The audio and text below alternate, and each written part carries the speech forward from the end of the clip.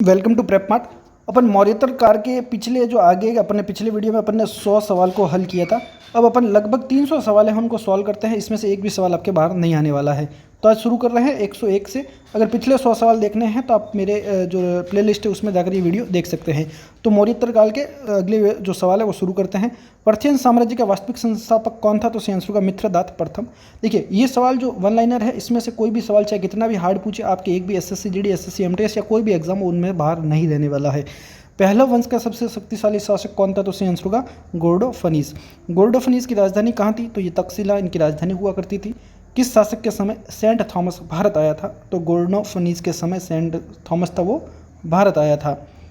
Next है तख्तेबाई अभिलेख में गोंडोफर्नीस को क्या कहा गया है? तो उनको कहा गया है गुड हर्नर। पर्शियन साम्राज्य का अंत किसके द्वारा हुआ था? तो कुषाणों द्वारा। जो वन लाइनर है, अपन जो 300 वन लाइनर पढ़ रहे हैं मौर्योत्तर काल के, पहले से मैंने एक पार्ट बना रखा है, वो प्ले लिस्ट में जाकर चेक कर सकते हैं। नेक्स्ट है शक मूल रूप से कहाँ से भारत आए थे? तो मध्य एशिया से। भारतीय साहित्य में शकों को क्या कहा गया है? तो उनको कहा गया है सीथियन। प्रश्न है शाहनुशाही उपाधि कौन धारण करता था? तो उस समय करते थे शक शासक। नेक्स्ट चीनी लेख जो होते हैं उनमें शक जाति को किस नाम से संबोधित किया गया है? तो उनको कहा गया है सही। शकों ने सत्र प्रणाली कहाँ से ग्रहण की थी? तो ये की थी ईरान से। साथियों ध्यान रखिएगा, परीक्षा की दृष्टि से बहुत ही महत्वपूर्ण है और चैनल पर एक बार नए तो सब्सक्राइब जरूर करें। एक भी सवाल आपके बाहर नहीं रहने वाला है। भारत में शकों की कुल कितनी संख्या शाखाएँ थी? जो शाखाएँ की बात करें तो जो शक था उनकी शाखाएँ थी 5। नेक्स्ट है भारत का प्रथम शक शासक कौन था? तो सही आंसर होगा माउस या मावेश। मथुरा का प्रथम शक शासक कौन था? तो राजूल या राजबुल उनको भी कहते थे।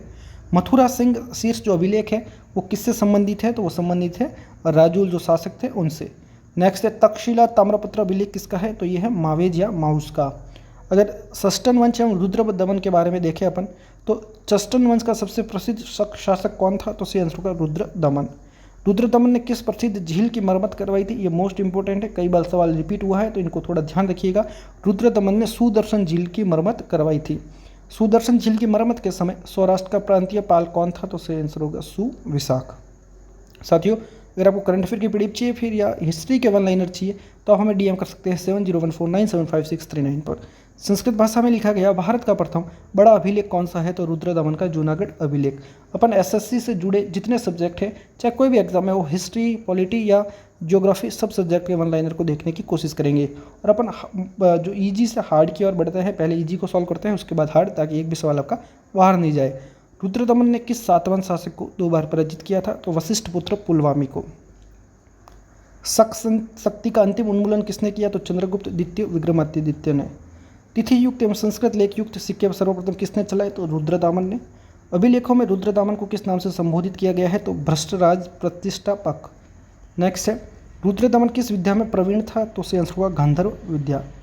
नेक्स्ट है सहरात अक्षरात जो वंश है उसका प्रथम शासक कौन था? तो भूमक। नेहापान की राजधानी क्या थी? तो नेहापान की राजधानी हुआ करती थी मीननगर। ये मोस्ट इंपॉर्टेंट है, आपको किताबों में आप देखेंगे तो उनको आपको बहुत मेहनत करके पढ़ना पड़ता है, लेकिन मैं जो वन लाइनर बता रहा हूँ ये आप हमारे व्हाट्सअप नंबर पर डीएम करके भी प्राप्त कर सकते हैं। और इस वीडियो को अंत तक जरूर देखिएगा, एक भी सवाल आपके छूटने वाला नहीं है। शक सातवां काल में सोने और चांदी के सिक्कों को विनिमय जो है, सोने और चांदी के सिक्के उनके विनिमय दर क्या थी? तो उनकी थी 1.1:35।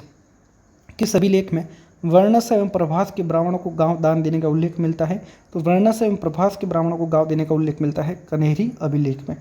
विक्रम संवत को अन्य किस नाम से जाना जाता है? तो मालव संवत से। विक्रमादित्य की उपाधि धारण करने वाला भारतीय इतिहास का अंतिम शासक कौन था? तो सही आंसर होगा हेमू। मोस्ट इंपॉर्टेंट, थोड़ा ध्यान रखिएगा।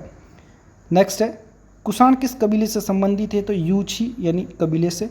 भारत में कुषाण वंश की स्थापना किस शाखा ने की थी? तो गोई चाउ आंग शाखा ने। कुषाण वंश का प्रथम शासक कौन था? अगर ये पूछा जाए आपसे तो कुषाण वंश का प्रथम शासक था कुजुल कडफिसस। नेक्स्ट है कुजुल कडफिसस ने कौन कौन सी उपाधियां धारण की थी? तो महाराजा धीराज एवं धर्मधीत। ये मोस्ट इंपोर्टेंट वन लाइनर है, तो थोड़ा आप ध्यान रखिएगा, ढंग से देखिएगा। भारत में कुषाण वंश की वास्तविक सत्ता स्थापित करने वाला शासक कौन था? तो सही आंसर होगा विम कडफिसस। आप चाहे स्टेट की तैयारी कर रहे हैं या फिर सेंट्रल की, उनमें हर एक में ये हिस्ट्री का टॉपिक लगता है और अपन हिस्ट्री के टॉपिक को एक एक लगातार पढ़ रहे हैं जो प्लेलिस्ट में अवेलेबल है। भीम कडफिसस किस धर्म का अनुयायी था? तो शैव धर्म का। शिव, नंदी एवं त्रिशूल की आकृतियाँ सर्वप्रथम किनके सिक्कों पर मिलती हैं? तो भीम कडफिसस के। नेक्स्ट है भीम कडफिसस ने कौन सी उपाधि धारण की थी? तो सही आंसर होगा महेश्वर। कनिष्क किस वर्ष गद्दी पर बैठा और उसने कौन सा संवत प्रारंभ किया था? तो 78 ईस्वी में, और इन्होंने शुरू किया था शक संवत। आप एक सवाल को देखते हैं तो अगले सवाल को जरूर देखिएगा, क्योंकि वो एक दूसरे से रिलेटेड ही है। तो आप स्किप करते हैं तो फिर आपको समझ में मुश्किल से आने वाला है। कनिष्क ने कौन सी उपाधि धारण की थी? तो देवपुत्र की। कनिष्क को इतिहास में किस नाम से पहचाना जाता है? तो द्वितीय अशोक के नाम से भी जाना जाता है। कनिष्क के साम्राज्य की प्रथम और द्वितीय राजधानी कहाँ पर थी? तो जब कनिष्क के साम्राज्य को देखते हैं, उनकी प्रथम राजधानी के रूप में पुरुषपुर या फिर पेशावर, और द्वितीय थी मथुरा। कनिष्क ने कश्मीर में किस नगर की स्थापना की थी? तो कनिष्कपुर की। नेक्स्ट, कनिष्क के दरबार के प्रसिद्ध आयुर्वेदाचार्य कौन थे और उनकी प्रमुख रचना क्या है? तो चरक रचना थी चरक संहिता। नेक्स्ट है, प्रज्ञा पारमिता सूत्र की रचना किसने की थी? तो ये की थी नागा अर्जुन ने। मोस्ट इंपॉर्टेंट, थोड़ा ध्यान रखिएगा। नेक्स्ट, बुद्ध चरित्र के रचयिता कौन थे? तो अश्वघोष। कनिष्क जो है, कनिष्क चैत्य का वास्तुकार कौन था? पुरुषपुर का, तो सही आंसर होगा अगिलेस। नेक्स्ट है, चौथी बौद्ध संगीति किसके शासनकाल में आयोजित हुई? तो कनिष्क के शासनकाल में। चौथी बौद्ध संगीति कहाँ आयोजित हुई थी? ये पूछा जाए तो कश्मीर के कुंडल वन में। ये दोनों मोस्ट इंपॉर्टेंट है, थोड़ा ध्यान रखिएगा। ये सवाल कई बार पूछा जाता है कि चौथी जो बौद्ध संगीति है वो किसके शासन में आयोजित हुई? तो कनिष्क के शासनकाल में। और कहाँ आयोजित हुई ये पूछा जाए तो कश्मीर के कुंडल वन में। नेक्स्ट, चौथी बौद्ध संगीति की अध्यक्षता किसने की थी? तो ये की थी वसुमित्र ने। चौथी बौद्ध संगीति के उपाध्यक्ष कौन थे? तो ये थे अश्वघोष। विभाषा शास्त्र की रचना किसने की थी? तो वसुमित्र ने। नेक्स्ट है, कनिष्क को पराजित करने वाले चीनी सेनापति का नाम क्या था? तो पांचाओ। कुषाण वंश की वंशावली की जानकारी किस अभिलेख से मिलती है? तो ये मिलती है रबाता अभिलेख। तक्षशिला का चीर स्तूप लेख कनिष्क के शासन के किस वर्ष का है? तो यह है प्रथम वर्ष का, 78 ईस्वी में। सारनाथ अभिलेख के अनुसार मथुरा का महासत्रप कौन था? तो खरपल्लान। अगर आप किसी एग्जाम को देने जा रहे हैं तो एक बार इस वीडियो को देख के जरूर जाइएगा, चाहे ये मैराथन के रूप में देख लें। आपके एक भी सवाल इसमें से बाहर नहीं रहने वाला है, क्योंकि अपन लगभग हर टॉपिक के 300+ वन लाइनर को सॉल्व कर रहे हैं, जिसमें ईजी से हार्ड क्वेश्चंस को शामिल किया गया है। सारनाथ अभिलेख के अनुसार वाराणसी का सत्रप कौन था? तो ये था वंशपर। किस सातवां शासक के सिक्कों पर जहाज का चित्र बना है जो समुद्र प्रेम को दर्शाता है? तो यज्ञश्री सातकर्णी। सातवां वंश का अंतिम शासक कौन था? तो पुलमावी चतुर्थ। नेक्स्ट है, लीलावती नामक ग्रंथ में किस राजा की सैन्य उपलब्धियों का वर्णन है? तो राजा हाल की। कनिष्क के सिक्कों पर किन यूनानी देवता को अंकन मिलता है? तो मिद्रो और मेयो का। मिद्रो यानी सूर्य और मेयो यानी चंद्र। कनिष्क के सिक्कों पर किन भारतीय देवताओं का अंकन मिलता है? तो शिव और यशोशो का। कनिष्क की शीरविहीन मूर्ति कहाँ से प्राप्त हुई है? तो ये हुई है माट यानी मथुरा से। सर्वप्रथम मैत्रेय बुद्ध का अंकन किन के सिक्कों पर मिलता है? तो ये मिलता है कनिष्क प्रथम के। कनिष्क के बाद गद्दी पर कौन बैठा जिसने जुसकपुर नगर बसाया था? तो ये था वासिष्क। ये ध्यान रखिएगा। नेक्स्ट है, हुविस्क के समय कुषाण सत्ता का केंद्र कहाँ से कहाँ स्थानांतरित हुआ था? तो पेशावर से मथुरा। किस शासक के सिक्कों पर शिव, स्कंद, विष्णु और उमा का अंकन मिलता है? तो ये मिलता है हुविस्क के। नेक्स्ट, हुविस्क के मथुरा लेख में बैंक का कार्य किसके द्वारा किया जाना बताया गया है? तो श्रेणियों द्वारा।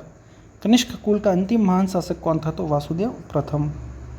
कुषाण शासकों में कैसर और सीजर जैसी उपाधियाँ कैसर और सीजर जैसी उपाधियाँ किससे प्रभावित होकर धारण की थी? तो रोमन शासकों से। कैसर और सीजर। कुषाणों ने भारत में कौन सी प्रशासनिक प्रणाली प्रारंभ की थी? तो द्वैध शासन प्रणाली। कुषाण काल में ग्रामों का प्रशासन किनके द्वारा संचालित होता था? तो ग्रामिक द्वारा। नेक्स्ट है, कुषाण काल में सम्राटों की मूर्तियों को रखने वाले मंदिर जैसे स्थानों को क्या कहा गया है? तो उस समय होते थे देवकुल। अक्षय निवि की प्रथा का प्रारंभ किस काल में हुआ था? तो कुषाण काल में।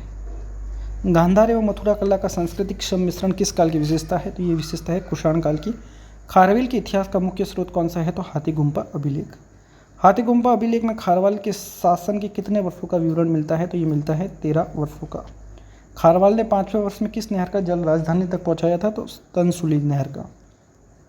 नेक्स्ट है, खारवेल ने मगध के किस शासक को पराजित कर जीन प्रतिमा वापस प्राप्त की? तो बृहस्पति, जिसको बृहस्पति मित्र भी कहा गया है। खारवेल किस धर्म का अनुयायी था? तो ये थे जैन धर्म के। नेक्स्ट है, हाथीगुम्पा अभिलेख में खारवेल को किन उपाधियों से संबोधित किया गया है? तो राजश्री, कलिंगाधिपति, भिक्षु सम्राट और धर्मराज। नेक्स्ट है, कुषाणों का प्रमुख मृदभांड किस रंग का था? तो ये था लाल रंग का। भारत में चमड़े के जूते और पतलून पहनने का प्रचलन कब प्रारंभ हुआ था? तो ये कुषाण काल में। कुषाणों ने घोड़ों के लिए किन नई नई तकनीकों का प्रयोग किया था? तो लगाम और जीन का। कुषाणों ने भारत में सर्वाधिक किस धातु के सिक्के जारी किए थे? तो इन्होंने किए थे तांबे के सिक्के। नेक्स्ट है, विपत्ति काल में अन्य वर्ण के क्रम अपनाना क्या कहलाता था? तो जब अन्य वर्ण के क्रम को अपनाते थे तो ये कहलाता आब्द्रोम। नेक्स्ट है, पाणिनि और पतंजलि के अनुसार शूद्रों को कितनी श्रेणियों में बांटा गया था? तो 2 श्रेणियों में। शूद्रों की दो श्रेणियाँ उस समय कौन कौन सी थी मौर्योत्तर काल में? तो निर्वसित और अनिर्वसित। मनुस्मृति में कितनी वर्ण संकर जातियों का उल्लेख मिलता है? तो मिलता है टोटल 60 का। मनु के अनुसार शूद्रों का मुख्य कार्य क्या था? अन्य तीनों की सेवा करना। मनुस्मृति में विविध विधवाओं के लिए किस संस्कार की संस्तुति की गई है? तो मुंडन की। पुनर्विवाह करने वाली स्त्री को उस समय क्या कहा जाता था? तो पुनर्भू। और पुनर्विवाह से उत्पन्न संतान को क्या कहा जाता था? ये पूछा जाए तो पुनर्भव। नेक्स्ट है, मनुस्मृति में कितने प्रकार के विवाहों का उल्लेख है? तो 8 प्रकार के। यत्र नार्यस्तु पूज्यन्ते रमन्ते तत्र देवता, ये इंपॉर्टेंट है। यत्र नार्यस्तु पूज्यन्ते रमन्ते तत्र देवता जो उक्ति है वो किस ग्रंथ से ली गई है? तो ये ली गई है मनुस्मृति से। मौर्य वंश के अंतिम शासक बृहदर्थ की हत्या किसने की थी? तो पुष्यमित्र शुंग ने। ये इंपॉर्टेंट है, कई बार सवाल रिपीट होता है। पुष्यमित्र शुंग के अश्वमेध यज्ञ के पुरोहित कौन थे? तो सही आंसर होगा पतंजलि। नेक्स्ट है, पुष्यमित्र शुंग द्वारा अश्वमेध यज्ञ किए जाने की जानकारी किस अभिलेख से मिलती है? तो अयोध्या अभिलेख से। विदिशा में गरुड़ स्तंभ की स्थापना किसने की? तो यवन राजदूत हेलियोडोरस ने। कण्व वंश का संस्थापक कौन था? तो ये था वसुदेव। सातवान वंश की स्थापना किसने की थी? तो सिमुक ने। नेक्स्ट है, गाथा सप्तशती ग्रंथ की रचना किसने की थी? तो राजा हाल ने। ब्राह्मणों को भूमिदान देने की प्रथा सर्वप्रथम किसने शुरू की? सातवानों ने। वैणकंटक स्वामी की उपाधि किसने धारण की थी? तो ये की थी गौतमी पुत्र सातकर्णी ने। सातवानों की राजकीय भाषा और लिपि क्या थी? तो भाषा थी प्राकृत और लिपि थी ब्राह्मी। साथियों, जब आप चैनल को पर विजिट कर रहे हैं तो एक बार सब्सक्राइब जरूर करें और वीडियो को अंत तक जरूर देखिएगा, क्योंकि एक भी सवाल आपका छूटना नहीं चाहिए। किस सातवान शासक के सिक्कों पर 2 पतवारों वाले जहाज का चित्र मिलता है? तो यज्ञश्री सातकर्णी। सातवानों ने मुख्य रूप से किस धातु के सिक्के जारी किए थे? तो सीसा एवं पोटीन के। नेक्स्ट है, भारत में सर्वप्रथम स्वर्ण सिक्के, गोल्ड के जो सिक्के हुआ करते थे वो किसने जारी किए थे? तो इंडो ग्रीक शासकों ने। मीनांडर ने बौद्ध धर्म की दीक्षा किससे ली थी? तो ये ली थी नागसेन से। नेक्स्ट है, गांधार मूर्ति कला पर किसका प्रभाव है? तो यूनानी कला का। साथियों, आपको करंट अफेयर के पीडीएफ चाहिए तो आप हमें डीएम कर सकते हैं 7014975639 पर। साथ ही साथ हिस्ट्री और अन्य सब्जेक्ट के 1 लाइनर चाहिए पूरे तो आप हमें डीएम कर सकते हैं। गांधार मूर्ति कला पर किसका प्रभाव है? तो यूनानी कला का। पहला वंश का सबसे शक्तिशाली शासक कौन था? तो गोर्डोफनीस। शक संवत का प्रवर्तक कौन था? तो कनिष्क। सुदर्शन झील का जीर्णोद्धार किसने करवाया था? तो रुद्रदमन प्रथम ने। कुषाण वंश का वास्तविक संस्थापक किसे माना जाता है? तो भीम कडफिसस को। कनिष्क की प्रथम और द्वितीय राजधानी कहाँ थी? साथियों, कुछ सवाल रिपीट हो रहे हैं, उसके लिए मैं माफी चाहता हूँ, लेकिन कोई नहीं, अपने रिवीजन हो जाएगा। कनिष्क की प्रथम राजधानी थी पुरुषपुर और द्वितीय थी मथुरा। चौथी बौद्ध संगीति कहाँ और किसके समय हुई थी? तो कश्मीर के कुंडलवन में हुई थी कनिष्क के समय। बुद्ध चरित ग्रंथ के रचयिता कौन है? तो अश्वर घोष। इंपॉर्टेंट, थोड़ा ध्यान रखिएगा। भारत का आइंस्टीन किसे कहा जाता है? बहुत ही अच्छा सवाल। तो नागार्जुन को। कनिष्क के दरबार में प्रसिद्ध आयुर्वेदाचार्य कौन थे? तो वो थे चरक। यवनिका का प्रचलन भारतीय रंगमंच में किसने शुरू किया था? तो यूनानियों ने। नेक्स्ट है, मनुस्मृति के अनुसार पुनर्भी किसे कहा जाता है? तो ये कहा जाता है वह स्त्री जो पुनर्विवाह करती है। गांधार कला में किस प्रकार के पत्थरों का प्रयोग हुआ था? तो स्लेटी पत्थर। मथुरा कला में किस प्रकार के पत्थरों का प्रयोग हुआ है? तो लाल बलुआ पत्थर। नेक्स्ट है, यत्र नार्यस्तु पूज्यन्ते रमन्ते तत्र देवता उक्ति किस ग्रंथ से है? तो मनुस्मृति से। सातवां शासन किन प्रशासन से प्रभावित है? तो मौर्य प्रशासन से। कुछ सवाल रिपीट हुए हैं, उसके लिए मैं माफ़ी चाहता हूँ, लेकिन इंपॉर्टेंट है। ब्राह्मणों और सवर्णों को कर मुक्त भूमि अनुदान देने की प्रथा किसने शुरू की? तो सातवां शासकों ने। भूमि अनुदान का प्रथम अभिलेखीय प्रमाण किस काल का है? तो प्रथम शताब्दी ईसा पूर्व 7वां अभिलेख में इसका उल्लेख मिलता है। मौर्योत्तर काल में केंद्रीकरण के बजाय किस प्रथा को बढ़ावा मिला? तो विकेंद्रीकरण और सामंतवाद को। किस शासक की तुलना कई देवताओं से की गई है ताकि राजतंत्र को दैवीय रूप दिया जा सके? तो गौतमीपुत्र सातकर्णी की। संयुक्त शासन की प्रथा किस शासकों ने शुरू की? तो सही आंसर का शक और पार्सियन शासकों ने। बुद्ध चरित्र में सामंत शब्द का प्रयोग जागीरदारों के लिए सबसे पहले किसने किया था? तो ये किया था अश्वघोष ने। कौटिल्य ने सामंत शब्द का प्रयोग किस अर्थ में किया है? तो स्वतंत्र पड़ोसी के रूप में कौटिल्य ने सामंत शब्द का अर्थ बताया है। नेक्स्ट है, किस इतिहासकार ने सबसे पहले ये मत दिया था कि यूरोपीय सामंतवाद के अनुरूप भारत में भी सामंतवाद था? तो ये दिया था रामचरण शर्मा ने। भारतीय इतिहास में सामंतवाद का जिक्र करने वाले प्रथम मार्क्सवादी विद्वान कौन थे? तो डी.डी. कोशाम्बी। नेक्स्ट है, सिल्क मार्ग पर किस भारतीय वंश का नियंत्रण था? तो कुषाणों का। कनिष्क कालीन व्यापार की जानकारी किस ग्रंथ से मिलती है? तो अवदान शतक से। नेक्स्ट है, अरब सागर में चलने वाली मानसूनी हवाओं की खोज किसने और कब की थी? तो ये की थी ग्रीक नाविक था हिप्पोप्लस उसने, और ये की थी 45 ईस्वी में। मानसून शब्द की उत्पत्ति किस अरबी शब्द से हुई है? बहुत ही अच्छा सवाल, ये तो हर एग्जाम में कई बार पूछा जाता है। तो मानसून शब्द की उत्पत्ति हुई थी मौसिम से। पूर्वी तट का सबसे महत्वपूर्ण बंदरगाह कौन सा था? तो ताम्रलिप्ति। नेक्स्ट अपन बात कर रहे हैं मौर्योत्तर काल को पढ़ रहे हैं तो थोड़ा ध्यान रखिएगा। पश्चिमी तट के प्रमुख बंदरगाह कौन से थे उस समय? तो पटाला। सैमुला, बर्बारिगम, बैरिगाजा और सोपारा। पश्चिमी तट का सबसे प्राचीन और सबसे बड़ा बंदरगाह क्रमशः कौन से थे? तो सबसे प्राचीन था सोपारा और कल्याण था सबसे बड़ा। नेक्स्ट है पेरिप्लस ऑफ द एरिथ्रियन सी का लेखक कौन है? इंपॉर्टेंट, मोस्ट इंपॉर्टेंट, ध्यान रखिएगा। पेरिप्लस ऑफ द एरिथ्रियन सी का लेखक था एक अज्ञात यूनानी नाविक था, उन्होंने इसको लिखी थी। एरिथ्रियन सी का अर्थ क्या है? तो लाल सागर। पेरिप्लस के अनुसार भारत से रोम को किन वस्तु का निर्यात किया जाता था? तो रेशमी वस्त्र, काली मिर्च, हाथी दांत और मोती का। पेरिप्लस के अनुसार किन दो स्थानों को दक्षिण पथ के महत्वपूर्ण अंतर्राज्यीय बाजार कहा गया है? प्रतिष्ठान और तगर। नेक्स्ट है मौर्योत्तर काल में दास कहाँ से आयात किए जाते थे? तो फारस की खाड़ी से बैरिगोजा में। किन विदेशी चित्रों में कुषाण शासकों के सिक्के मिले हैं? तो इथोपिया में। किस विदेशी लेखक ने रोम से भारत जाने वाले सोने पर दुख प्रकट किया था? तो ये किया था प्लिनी ने।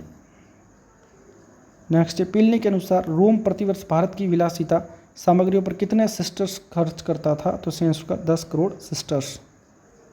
ये सिस्टर्स क्या है ये अपन ने पिछले वीडियो में देखा था, अगर आप ढंग से जब पढ़ेंगे तो आपको ये समझ में आ जाएगा। किस रोमन सम्राट ने रोम की सेनेट को शिकायत की थी कि रोमन सोना विदेशों में गोल मिर्च खरीदने में लुटाया जा रहा है? तो ये सीनेट से शिकायत की थी सम्राट टिबेरियस ने। दक्षिण भारत की गोल मिर्च पश्चिमी देशों में किस नाम से प्रसिद्ध हुई? तो यवनप्रिय। रोमन सम्राट ऑगस्टस और टाइबेरियस के सर्वाधिक सिक्के कहाँ से मिले हैं? तो दक्षिण भारत से, अरिकामेडू और पेंडाबुको से। नेक्स्ट है अरिकामेडू से किस प्रकार के रोमन बर्तनों के अवशेष मिले हैं? तो राउल्टेड जो मृदभांड होते हैं उनके। पेरिप्लस ऑफ द एरिथ्रियन सी में अरिकामेडू को किस नाम से संबोधित किया गया है? तो पैडोके या पुडक्वा। रोमन सम्राट त्रजान ने कहाँ पर विजय प्राप्त कर फारस की खाड़ी का पता लगाया था? तो मस्कट पर। कुछ शब्द हैं जो हमने इंग्लिश में टाइप किए हैं, उसके लिए सॉरी, अगले वीडियो में थोड़ा ध्यान रखा जाएगा। मौर्योत्तर युग की सबसे बड़ी देन क्या मानी जाती है? तो मुद्राओं पर लेख लिखना और विनिमय में नियमित रूप से मुद्रा का प्रयोग करना। कुषाणों ने उत्तरी और उत्तर पश्चिमी भारत में सर्वाधिक मात्रा में किस धातु के सिक्के चलाए? तो तांबे के। रोमन संपर्क के फलस्वरूप कुषाण शासकों ने कौन सी स्वर्ण मुद्रा चलाई थी? तो दिनार से। अपन लगातार 300 वन लाइनर पढ़ रहे हैं जो मोस्ट इंपॉर्टेंट है। आज अपन ने 101 से शुरू किया था। पिछले 100 सवाल देखने के लिए प्ले लिस्ट में जाके पहला पार्ट देख सकते हैं। किस जातक के अनुसार भारतीय व्यापारी बेबीलोन को कोवे और मोर जैसे पक्षियों का निर्यात करते? तो बवेरू जातक। हिस्ट्री ऑफ प्लांट्स जो पुस्तक है ये किसने लिखी? जिसमें भारत के पौधों और जड़ी बूटियों का वर्णन है? तो थियोफ्रेस्टस ने। जो हिस्ट्री ऑफ प्लांट्स पुस्तक है ये है थियोफ्रेस्टस ने। पांडे देश का कोल्ची बंदरगाह किसके लिए प्रसिद्ध था? तो मोतियों के लिए। प्लिनी के अनुसार सबसे बड़ा भारतीय जलयान कितने टन का था? तो ये था 75 टन का। नेक्स्ट उत्तर दक्षिण और पूर्व पश्चिम व्यापारिक मार्गों का सर्वाधिक महत्वपूर्ण केंद्र कौन सा था? तो उज्जैन। कन्नड़ भाषा प्रदेशी का प्रसिद्ध बंदरगाह कौन सा था? तो कन्नड़ भाषी प्रदेश का प्रसिद्ध बंदरगाह यानी कर्नाटक का प्रसिद्ध था वैजयंती उस समय। मौर्यन काल में हीरो के लिए कौन से चित्र विख्यात थे? तो कश्मीर, कौशल, विदर्भ और कलिंग। मलमल के लिए कौन सा चित्र प्रसिद्ध था? तो बंगाल। मौर्योत्तर काल का सर्वाधिक महत्वपूर्ण उद्योग कौन सा था? तो उस समय महत्वपूर्ण था सूती वस्त्र उद्योग। सूती वस्त्र उद्योग के प्रमुख केंद्र कौन कौन से थे? तो उरेर और अरिकामेडू। मोटे वस्त्र उत्पादन के लिए कौन सा स्थान प्रसिद्ध है? तो प्रतिष्ठान और तगर। दिव्य दाना में किस यंत्र का उल्लेख मिलता है? तो दिव्य दाना जो पुस्तक है उसमें उल्लेख मिलता है खली का चक्र का यानी तेल पेड़ने का कोल्हू। सांची स्तूप लेख में किन शिल्पियों का उल्लेख है जिन्होंने दान दिया था? तो दंतकार का, जो हाथी दाल के शिल्पी हुआ करते थे, हाथी दांती के। मन के बनाने के महत्वपूर्ण केंद्र कौन सा था? तो उज्जैन। करीमनगर जो तेलंगाना के उत्खनन से किस काम को करने वालों की दुकानें मिली हैं? तो रोहे के काम करने वालों की। मौर्यन काल में ऊनी वस्त्रों के लिए कौन सा चित्र प्रसिद्ध था? तो ये था गांधार। जातक ग्रंथों में कितने प्रकार के शिल्पों का उल्लेख मिलता है? तो 18 प्रकार का। नेक्स्ट मिलिंद पनोह ग्रंथ में कितने प्रकार के व्यवसाय का उल्लेख किया गया है? तो ये किया गया है 75 प्रकार का। गुप्तकालीन शब्द कारवार का अर्थ क्या था? तो कारवार का अर्थ होता था चरम क्रम करने वाले व्यवसायी यानी चमड़े के काम करने वाले व्यवसायी। मथुरा किस विशेष वस्त्र के निर्माण के लिए प्रसिद्ध था जिसका उल्लेख पतंजलि ने भी किया है? तो वो था सटका। नेक्स्ट है उरियर से प्राप्त स्थानीय मलमल के कपड़े को किस नाम से जाना जाता था? तो अर्गरू। मौर्यन काल में सर्वाधिक प्रचलित सिक्का कौन सा था? तो कार्षपण। मनु और याज्ञवल्क्य के अनुसार ब्राह्मणों के लिए ब्याज दर कितनी निर्धारित थी? तो 2%, क्षत्रिय के लिए 3%, वैश्य के लिए 4% और शूद्र के लिए 5%। शिल्पियों और व्यापारियों के निगम को क्या कहा जाता था? जो उनका संगठन होता था उसको श्रेणी कहते थे। शिल्पियों की श्रेणी के प्रमुख को कहा जाता था ज्येष्ठक। इंपॉर्टेंट ध्यान रखिएगा, आपके एसएससी या कोई भी एग्जाम में पूछा जा सकता है। निगम के प्रधान को सृष्टि कहते थे, तो सार्थ के प्रधान को क्या कहा जाता था? जस्टक। नेक्स्ट है श्रेणियों के कार्यकाल, जो कार्यालय होता था ऑफिस, उसको किस नाम से जाना जाता था? तो निगम सभा। नेक्स्ट है उत्तर भारत के सेठ को दक्षिण भारत में क्या कहा जाता था? तो चेट्टी या चेट्टियार। श्रेणियों के अपने नियम कानून क्या कहलाते थे? तो श्रेणी धर्म। अर्थशास्त्र के अनुसार राजा को किसका पालन करना चाहिए? तो श्रेणी धर्म का। श्रेणी न्यायालय के प्रधान को उस समय क्या कहा जाता था? तो महाश्रेष्ठी। नाहापान के नासिक अभिलेख में किस विशेष श्रेणी का उल्लेख मिलता है? तो तंतु वाय श्रेणी का, तो रेशम बुनकर हुआ करते थे उनकी श्रेणी का। श्रेणी की पूर्ण परिभाषा किस ग्रंथ में मिलती है? जब ये देखते हैं तो ये मिताक्षरा में। श्रेणियों के पास जमा की गई वह धरोहर जिसे खर्च नहीं किया जा सकता था, वो क्या कहलाती थी? जो स्थायी निवेश हुआ करता था, अक्षय निधि। ये इंपॉर्टेंट है, ध्यान रखिएगा। सबसे पहले संपूर्ण नाटक रचने का श्रेय किस विद्वान को दिया जाता है? तो सही आंसर होगा भास को। और गाधा सप्तशती, महाभाष्य, चरक संहिता, नाट्यशास्त्र, कामसूत्र आदि रचनाएं किन किन लेखकों से संबंधित है? तो अपन जब देखते हैं तो गाधा सप्तशती जो है वो हाल की है।